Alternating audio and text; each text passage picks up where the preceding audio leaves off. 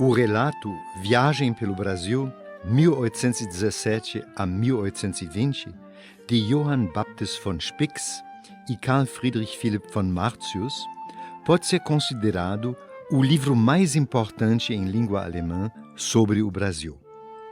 O zoólogo Spix e o botânico Martius fizeram parte de uma comitiva de cientistas austríacos e alemães que chegou no Brasil em julho de 1817, por ocasião do casamento da princesa Leopoldina de Habsburgo com o futuro imperador Dom Pedro I. Os dois naturalistas permaneceram no Brasil durante 3 anos. Depois de terem conhecido a região sudeste e os sertões, eles viajaram pela Amazônia, de julho de 1819 até junho de 1820. Rememorando o bicentenário daquela viagem, um grupo de pesquisadores do Instituto Martius-Staden refez a maior parte desse percurso. O objetivo principal foi observar as continuidades e as mudanças ocorridas durante esses 200 anos. No seu relato de viagem, Spix e Martius nos fazem relembrar as principais expedições anteriores e o processo de colonização da Amazônia. O descobrimento pioneiro da região foi realizado em 1541-42, sob o comando de Francisco de Orellana e narrado por Gaspar de Carvajal. A experiência mais marcante para os europeus foi a luta contra uma tribo de mulheres guerreiras indígenas que eles chamaram de Amazonas. Esse nome acabou sendo transferido sobre o Grande Rio e toda a região. Em 1616, com a fundação da cidade de Belém, começou a colonização da Amazônia pelos portugueses.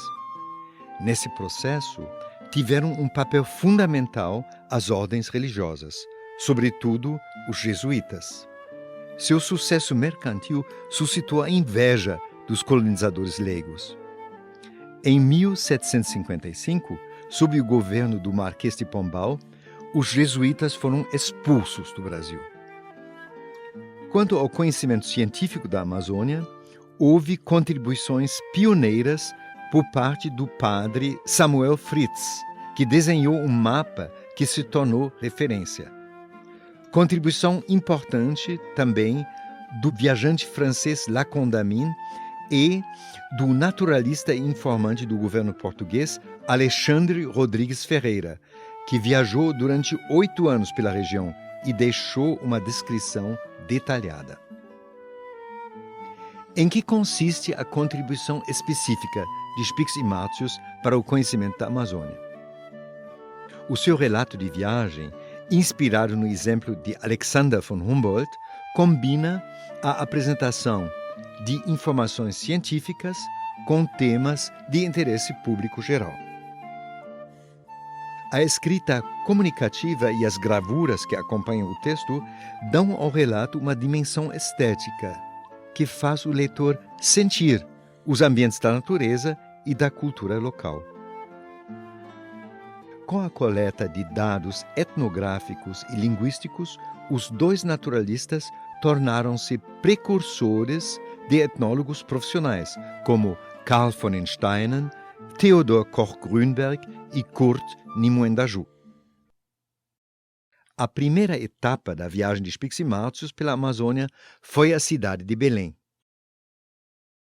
Localizada num ponto estratégico do delta do Amazonas, ela foi o ponto de partida para a colonização da região. Assim como os dois viajantes, iniciamos o nosso contato com Belém a partir de sua orla. Por um lado, permanecem as referências históricas antigas. Por outro, houve, a partir dos anos 1960, uma verticalização arquitetônica. Visitamos o marco de fundação da cidade, o Forte do Castelo, e também a Catedral da Sé.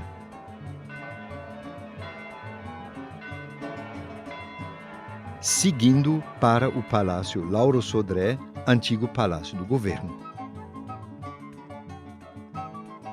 A extrema desigualdade social, que foi registrada pelos viajantes 200 anos atrás, continua existindo, como mostram os diferentes tipos de bairros e moradias.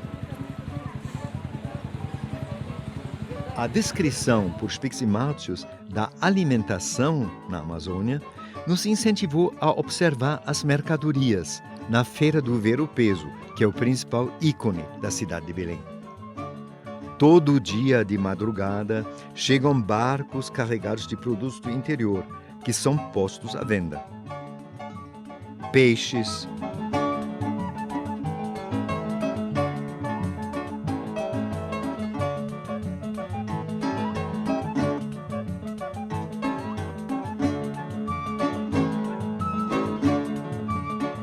mandioca, que é transformada em farinhas em molho de tucupi,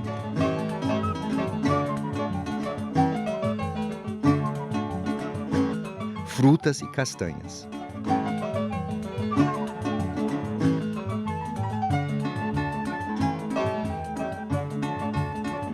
Além disso, é oferecida uma grande variedade de ervas medicinais, como explica a experiente Socorro Loura.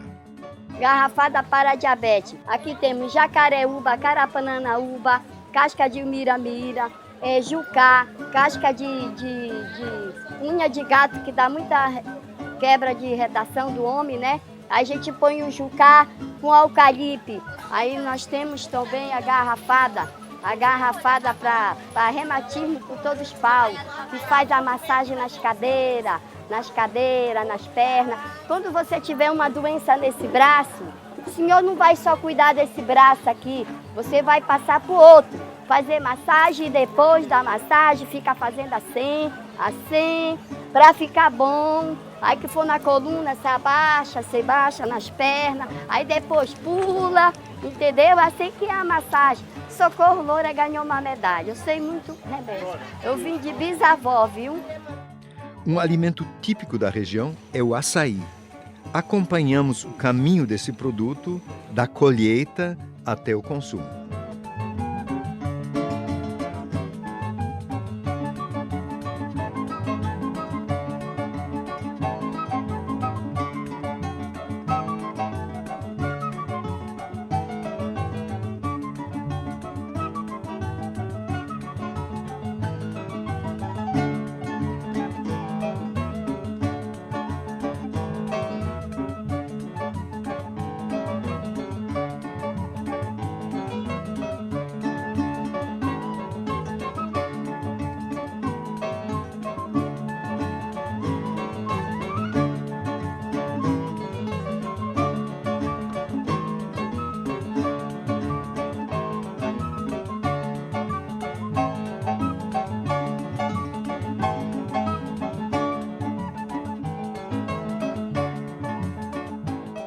Durante os 200 anos que se passaram desde a viagem de Spix e Martius, ocorreram em Belém e em toda a Amazônia grandes mudanças históricas. Na década de 1830, aconteceu uma tentativa de revolução por parte dos habitantes das cabanas, a cabanagem. Ela foi brutalmente reprimida pelas forças da ordem. Em 1820, Spix e Martius fizeram o primeiro relato sobre a produção econômica de borracha na região. Entre 1850 e 1912, a Amazônia era a principal produtora e exportadora no mundo. Na época da borracha, houve um forte aumento da população e uma significativa melhoria da cidade. Mas, a partir de 1913, a produção de borracha da Amazônia foi superada pelos concorrentes da Ásia tropical. Começou então a época do declínio, que perdurou até a década de 1950. Esse período é o fundo histórico do romance Belém do Grão-Pará, do escritor paraense Dalcídio Jurandir. Com a construção da rodovia Belém-Brasília e da Transamazônica, junto com os grandes projetos, mineração, agronegócio, barragens, começou, a partir dos anos 1960, um processo de modernização, que continua até os dias de hoje. Porém, como mostra a fisionomia atual de Belém, as grandes desigualdades sociais persistem. Spix e Martius observaram também as manifestações da cultura popular, especialmente das tribos indígenas.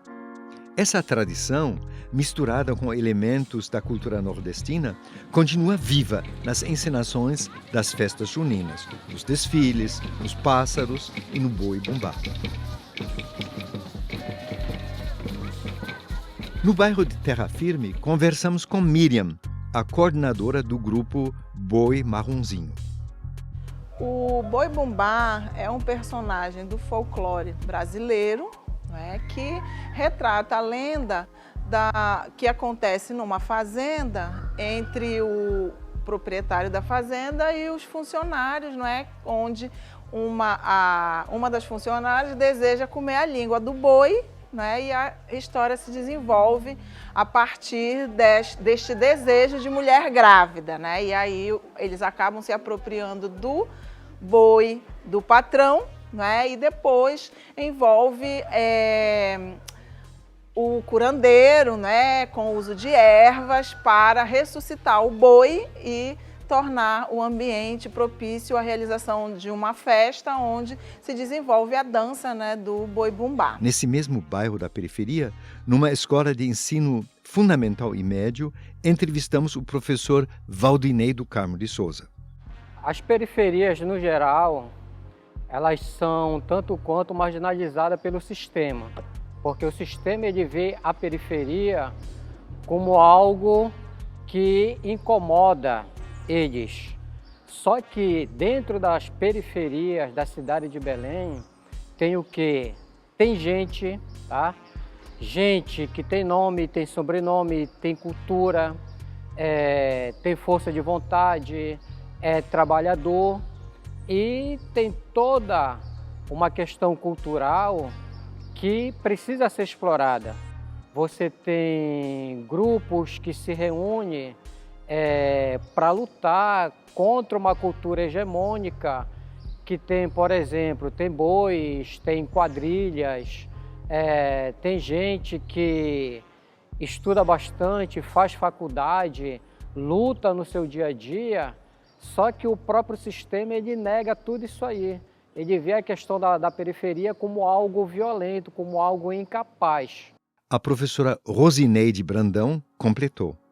Eu trabalho em duas escolas, em duas esferas diferentes. Eu trabalho numa escola pública, a Escola Dr. Celso Malcher, né, onde eu atuo há 12 anos, e trabalho numa escola particular, que eu trabalho 21 anos. Mas eu percebo assim, há uma grande diferença entre as duas escolas. A escola particular, ela tem todo um aparato. O que você precisa na escola particular, você tem. As salas são climatizadas, você tem data show, você tem um quadro bacana para trabalhar, então você tem muitos recursos. A escola pública, ela é uma escola que te dá, como eu poderia dizer, te dá um retorno maior. Os alunos são mais acolhedores, os alunos topam qualquer desafio que nós queremos trabalhar com eles. Para a ex-aluna Naira, perguntamos: quais são, para uma aluna que estudou numa escola da periferia, as chances de ingressar na universidade e no mercado de trabalho? As perspectivas de ingressar no mercado de trabalho e numa universidade são complicadas pelas estruturas de diferenças do ensino público e para o ensino privado. Eu tinha livros e no ensino público eu nunca tive livros. O ensino público não tem matéria de redação, que é muito importante para um vestibular. O mais antigo centro de pesquisas da natureza em Belém é o Museu Goethe. Fomos conversar com a diretora, Ana Luísa Albernaz. Bom, o museu foi fundado em 1866, na época pelo Ferreira Pena, né? E a principal intenção dele era que a gente desenvolvesse uma pesquisa nacional, porque na época a pesquisa era dominada pelos estrangeiros. Então, hoje o museu tem a coleção, não é a maior, mas é a mais representativa da região amazônica, porque aqui contém mais tipos e maior diversidade de plantas.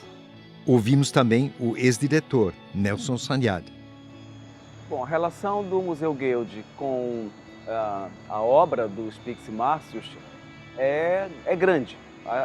No final do século XIX, a obra de Márcios e Spix já era uma referência para a comunidade científica. A história da erma dos Spix e Márcios remonta à década de 1880, né? E tem relação direta com a amizade entre o Emílio Guild e a Teresa da Baviera. A erma foi doada pela Academia de Ciências da Baviera e a erma foi inaugurada juntamente com o busto do Domingos Soares Ferreira Pena, que foi o fundador do museu. Ao caminhar pelo parque do museu, pode-se conhecer plantas e animais típicos da Amazônia.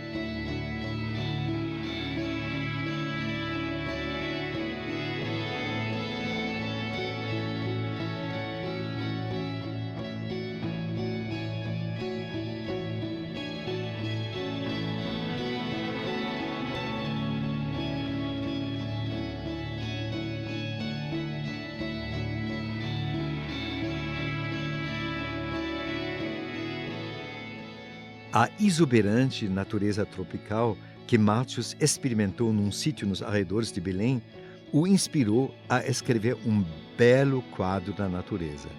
Citamos algumas passagens. Como me sinto feliz aqui! Diariamente mergulho na meditação do grande e indizível quadro da natureza que me enche de deliciosas emoções. Na madrugada, contemplo meus queridos amigos, árvores e arbustos em redor da casa. Ah, vocês, perfumadas sebes de paulíneas! No amanhecer, aparecem reflexos róseos nas copas das castanheiras. Ao meio-dia, o sol brilha e o céu azul está risonho. Besouros dourados e beija-flores zumbem, borboletas e libélulas exibem um jogo de cores. E o jacaré, na margem do rio, deita-se na areia quente. Com o crepúsculo da noite, plantas e animais são inspirados de novas expectativas. E o éter, que envolve imenso a terra, inspira humildade e confiança no coração do homem, após um dia de contemplação e prazer.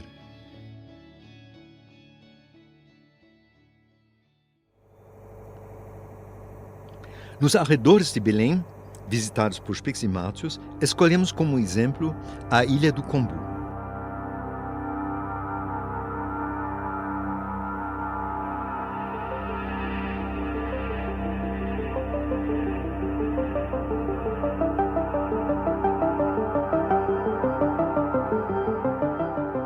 Ali, entrevistamos o ribeirinho Seu Ladir, que nos impressionou com sua habilidade de colher o açaí.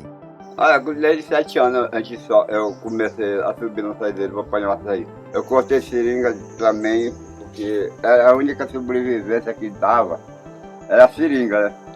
O leite da seringa, dava muito dinheiro. Eu estou assim, desse jeito, porque eu trabalhei muito com carvão. É um trabalho escravo. Hoje em dia é o açaí mais vendável. E o que significa essa natureza toda para o senhor? Isso é uma bênção de Deus, porque Deus, eu acho que está aqui me ajudando a cuidar dela. Naquelas matas, vimos um dos troncos imponentes da Samaúma. Ali crescem também muitas árvores de cacau, a partir do qual se fabricam deliciosos chocolates que estão à venda nesses locais. O nosso barqueiro, Misael, falou sobre a sua vida como ribeirinho. Olha, como morador da ilha, ribeirinho, nascido e criado aqui na Ilha do Combu, é uma vida maravilhosa. onde você tem tudo para sobreviver, não precisa mais de quase nada, só o básico. Então tudo que a gente precisa a gente tem aqui na Amazônia, tem um açaí, tem um cacau. Então, na minha opinião, é uma vida maravilhosa. Somos coordenador da comunidade da Ilha do Combu. O ribeirinho, hoje em dia, a fonte de renda dele maravilhosa é o açaí. As crianças, ela tem uma escola ensino fundamental, que tem na ilha, que são as escolas bosque.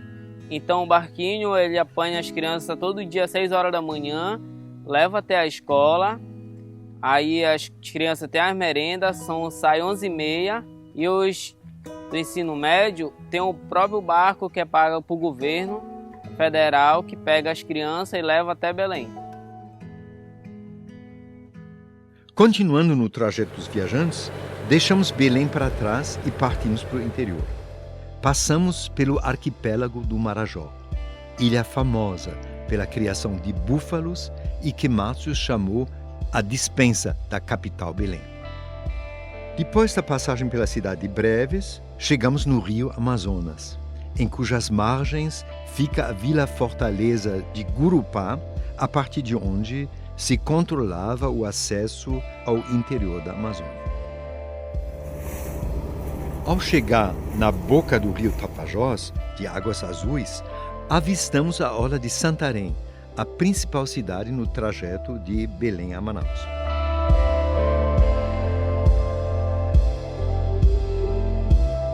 Nesse encontro de águas, Márcio quase morreu afogado. Em agradecimento ao fato de ter sobrevivido, ele doou à cidade de Santarém um crucifixo que está na igreja matriz.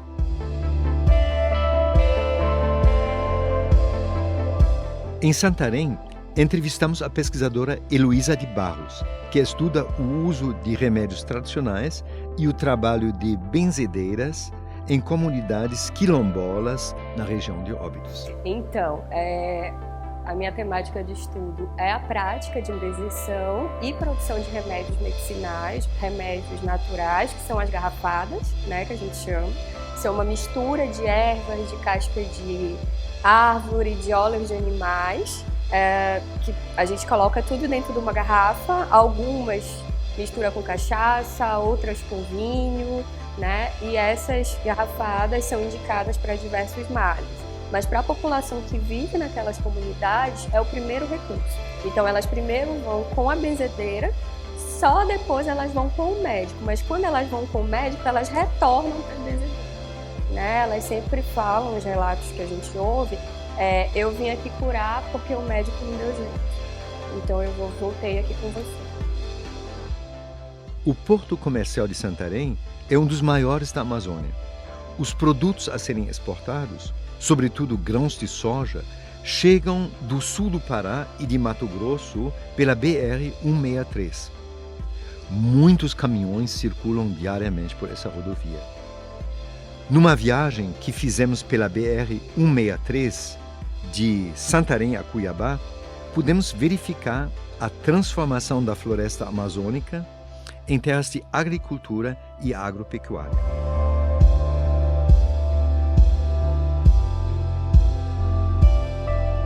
Comparando dois segmentos da rodovia, a região de Novo Progresso, no oeste do Pará, e o trecho entre Guarantã do Norte e Sinop, em Mato Grosso, percebe-se que, neste estado, a área desmatada é maior que a da floresta preservada.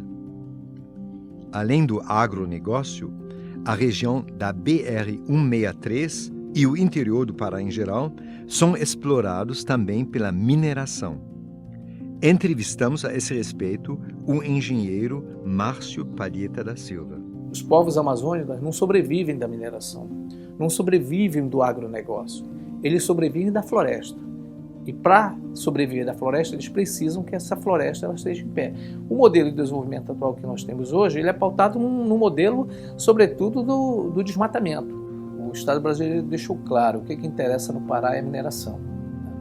A mineração é a commodity que gera o maior número de riqueza, porque esse modelo ele é predatório para o modelo amazônico de desenvolvimento.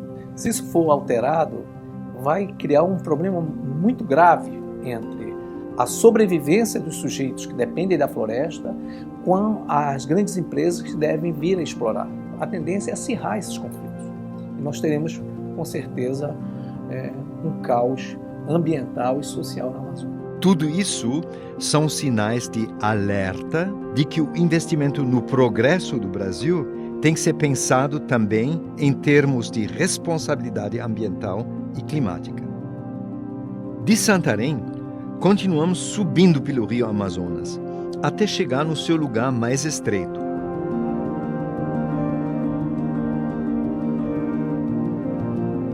Nesse ponto estratégico, foi erguido em 1697 o Forte de Óbidos. Fomos conhecer o forte, acima do centro da cidade. Uma bateria complementar de canhões foi instalada nas proximidades, na Serra da Escama, em 1909.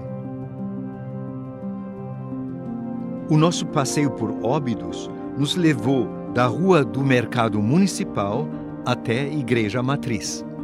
Spix e Martius encontraram Óbidos em 1820 com um bom movimento comercial e uma edificação razoável. Seduzidos pelo charme de Óbidos durante o anoitecer, fizemos também um passeio noturno.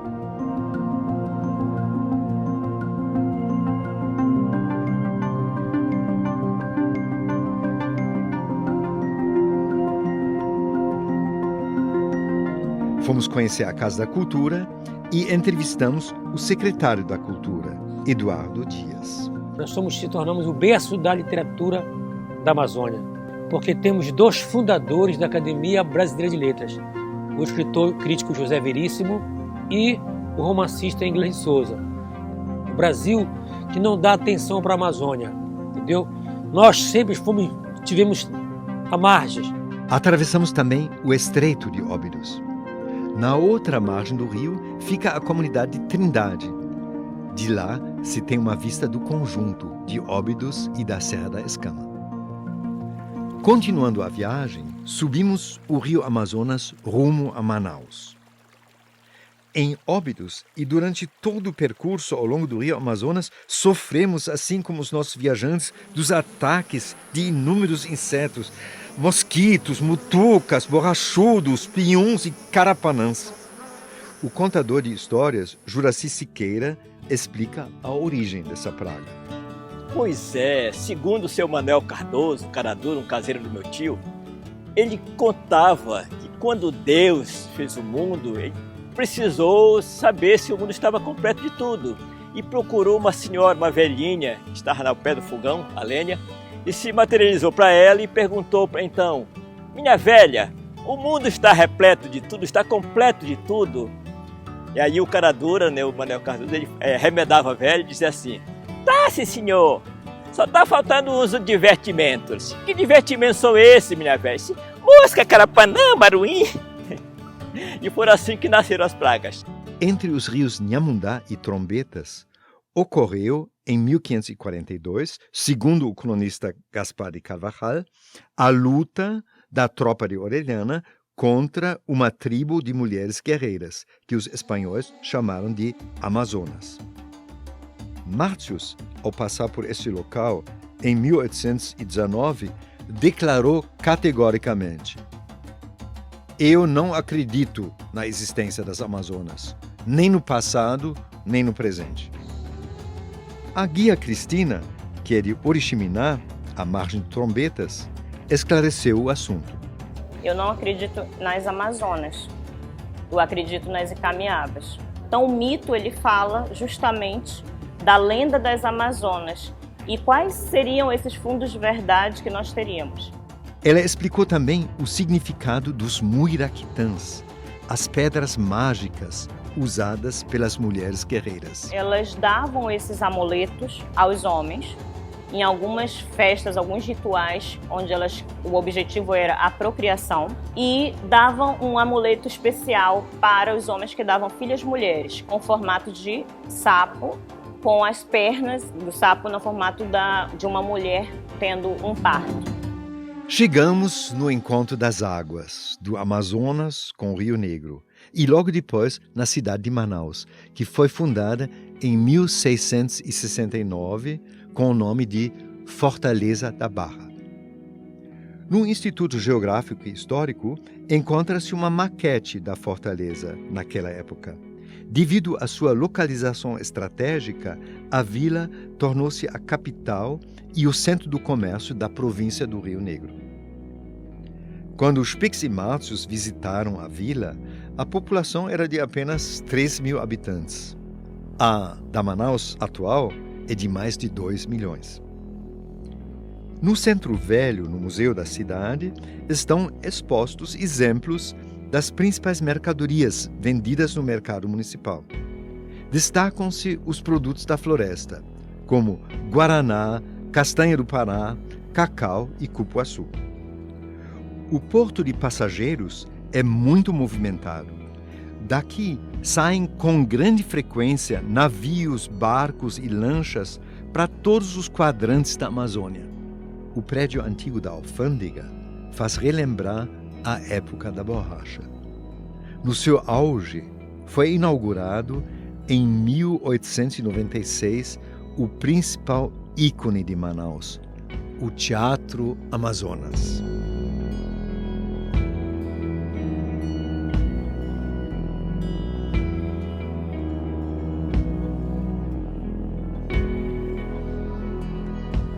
Assim como no caso de Belém e das demais metrópoles do Brasil, também a fisionomia de Manaus é marcada por grandes diferenças sociais. A população mais pobre vive em palafitas, casas sobre estacas à beira do rio. Esses bairros, com total falta de infraestrutura, são o correspondente das favelas no restante do país. A causa principal para o enorme crescimento da população de Manaus, a partir dos anos 1960, foi a criação da Zona Franca e a instauração do Distrito Industrial.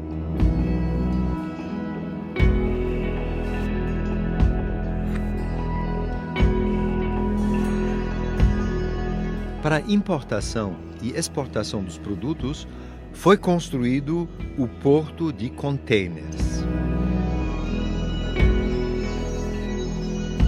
O despachante Marcos Correia nos explica essa mudança histórica. E com o crescimento das indústrias da Zona Franca de Manaus, os portos e o aeroporto ele foi se modernizando também, né? E o movimento das importações e das exportações também tem crescido a cada ano. A SUFRAMA é a Superintendência da Zona Franca de Manaus, né?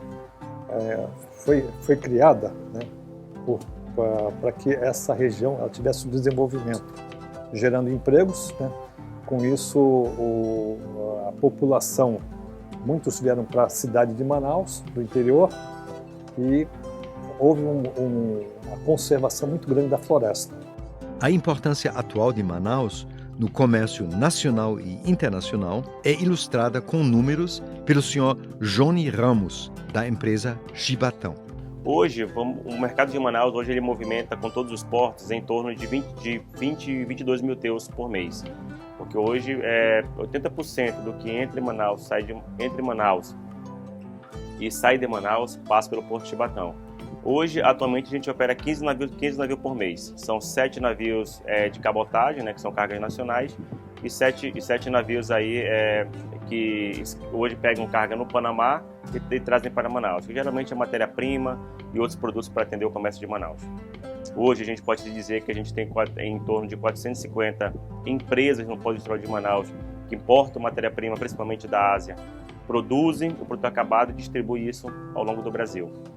Além de 950 comércios que foram desenvolvidos em todos esses 30 anos aí na região realmente de Manaus. A cabotagem hoje ela é vista como um grande processo hoje de redução de custo para a indústria. Hoje a cabotagem representa 70% do volume de carga que sai de Manaus e que vem para Manaus, com custo hoje menor comparado ao rodo fluvial, de 40% menor e com mais segurança.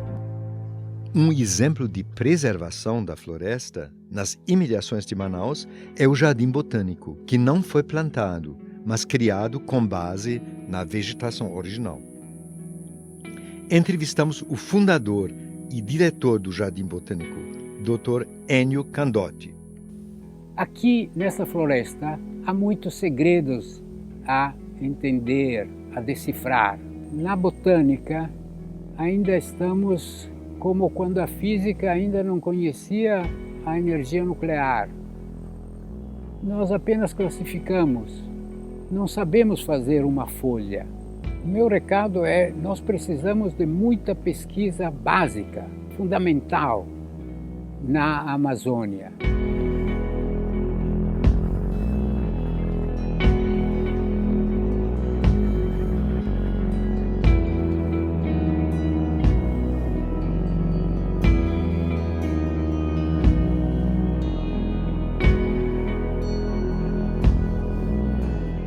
Na área do Jardim Botânico está instalado também o MUSA, o Museu da Amazônia. Conseguimos marcar ali um encontro com duas lideranças indígenas. A cacique Socorro nos explicou como vive a sua comunidade, o povo Cocama. Sim, a nossa refeição da comunidade indígena, que não chamamos cozinha, chamamos casa de farinha, né? Aqui, a nossa linguagem do povo Cocama se chama casa de farinha, né? Nosso costume, nossa alimentação mais é peixe, né? Peixe diário, com farinha mesmo, macaxeira e panara, que é banana cozida, né? Nós, Cocama, gostamos muito de comer banana e macaxeira com nossos peixes cozidos. Fazemos mujica de peixe. Sim, na nossa família nós somos um povo muito unido, assim, que só é filho, nora, irmão, irmã, irmão. Somos o nosso povo Cocama, eles são muito unidos. Olha, até hoje nós somos discriminados, sim. Ainda não parou. Somos discriminados, ainda continua. Na educação, na saúde, que o novo governo que tem hoje não nos ajuda em nada. Quer tirar o que nós temos ainda, que é a nossa pequena terra. Entrevistamos também a líder indígena Maria, do povo Carapana. Maria é professora numa escola indígena e leciona Nhe Engatu. A nossa atividade econômica, desde que eu nasci, sempre foi agricultura, né? Foi de troca, não era muito comércio, era mais troca. Trocava por alimento perecível, trocava pelo um material que podíamos trocar na época com meus pais, né? E só a agricultura mesmo, através de roçado, da pesca, da coleta na floresta. E atualmente eu estou como professora na CEMED, professora indígena, né? Se eu não for um cidadão comum, continuar sendo indígena, eu vou estar perdendo muita coisa, mas na realidade é outra. Eles querem que a gente esqueça a nossa identidade e através disso eles consigam sobrepor os poderes deles sobre a nação indígena. Através da discriminação realmente, através das perseguições, através da destruição dos nossos materiais, do nosso território, da nossa identidade, eles tentam fazer isso de forma, vamos dizer, violenta, pressões psicológicas, muitas coisas que eles buscam em parceria com o nosso Estado. A partir de Manaus, os dois viajantes foram explorar o interior da Amazônia Ocidental, enquanto os Pix subiu pelo rio Solimões até Tabatinga e depois pelo Rio Negro até Barcelos. Márcios foi estudar as tribos indígenas no rio Japurá, até a cachoeira de Araraquara, já em terras da Colômbia.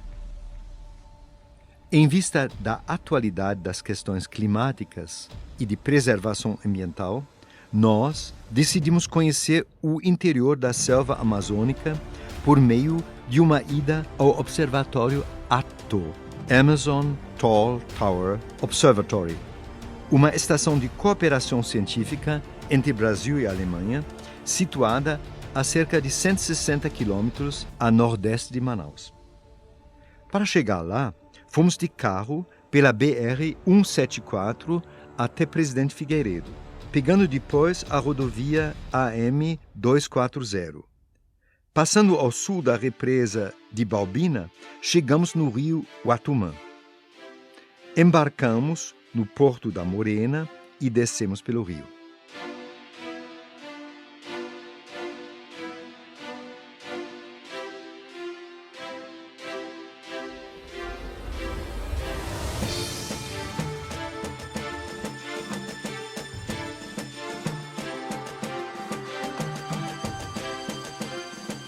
fomos visitar uma comunidade ribeirinha, a de Maracarana.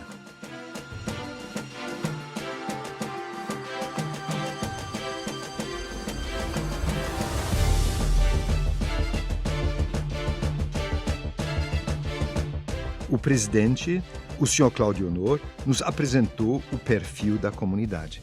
Nós chegamos aqui em 80. Nós viemos tudo junto lá do Baixo Amazonas. Habitante aqui nós temos 42 famílias. Parece que a família são 42, mas se for contar de pessoas, de ser humano que tem entre criança e os adultos, dá umas quase 300 pessoas. É muita gente. Aqui a nossa cultura é essa, é roça, melancia, é tudo. Trabalho até às 4 horas, eu chamo o paraíso, porque quando dá 4 horas da tarde, você pega a molhadeira, vai para a beira e já pega um peixe fresquinho da hora. Então não tem outra coisa melhor para nós. É colheita, nós temos aqui, agora nós temos tem aula lá pela reserva, porque agora temos a reserva sustentável, né, que é aqui no Rio Atumã.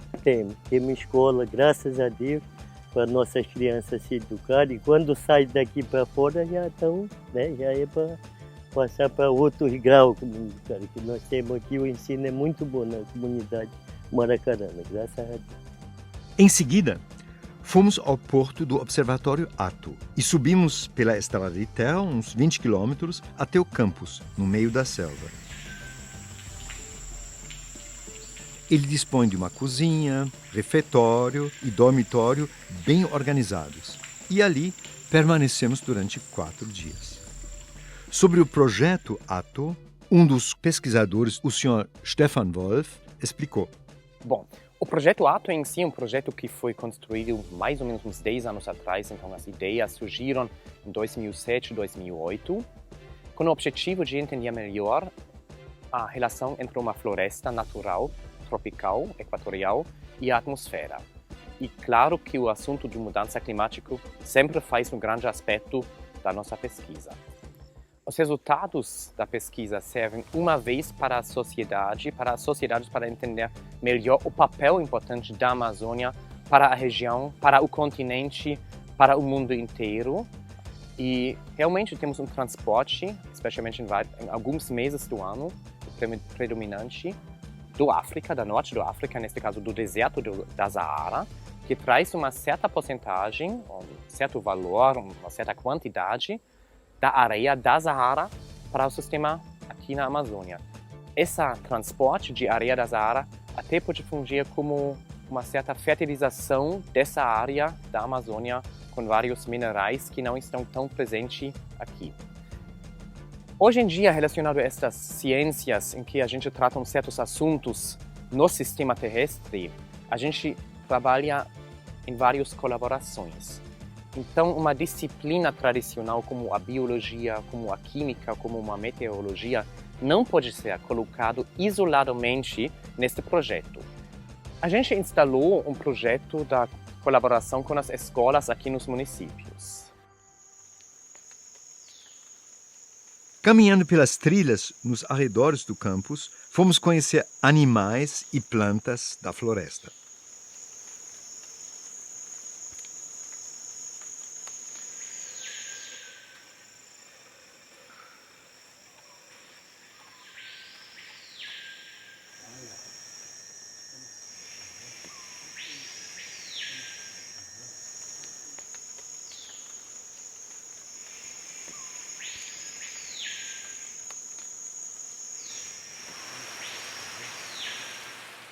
A bióloga Altaíse nos falou de sua pesquisa de campo. O meu trabalho ele está relacionado um pouco sobre a fenologia e como que o clima ele influencia na fisiologia, que é o funcionamento das plantas. A fenologia está relacionada a, como eu estudo, né, as fenofases, que são as mudanças fenológicas que vão ocorrendo com as plantas ao longo do ano. Por exemplo, a troca foliar. Os modelos, eles não podem considerar a floresta como sempre verde, como se fosse um tapete de golfe, porque a floresta não se comporta dessa maneira. Ela não é homogênea como a gente pensa. Tem modelos que dizem a Amazônia vai virar savana, a Amazônia vai inundar. E uma das grandes dificuldades está nos dados de fisiologia, que é o funcionamento das plantas frente às mudanças climáticas. A fisiologia é isso, ela estuda o funcionamento. A Torre Ato, com 325 metros de altura, é a torre mais alta de pesquisa no mundo.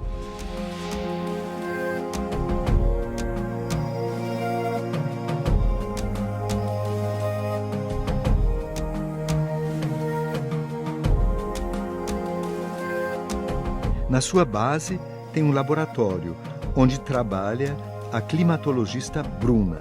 Ela explica.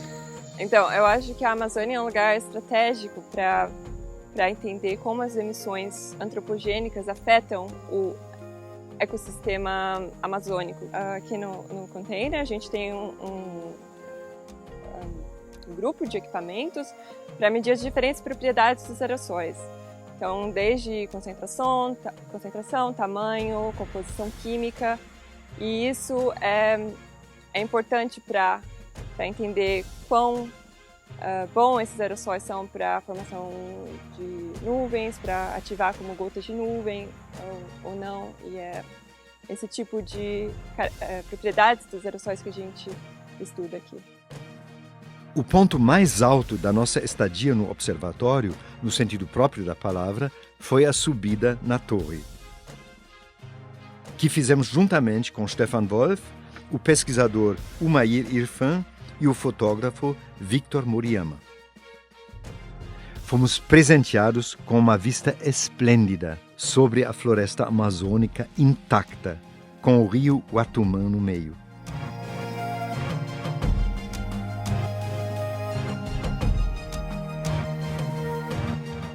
Fazemos votos que o projeto Ato, essa cooperação científica entre o Brasil e a Alemanha, possa contribuir substancialmente para preservar esse patrimônio da natureza.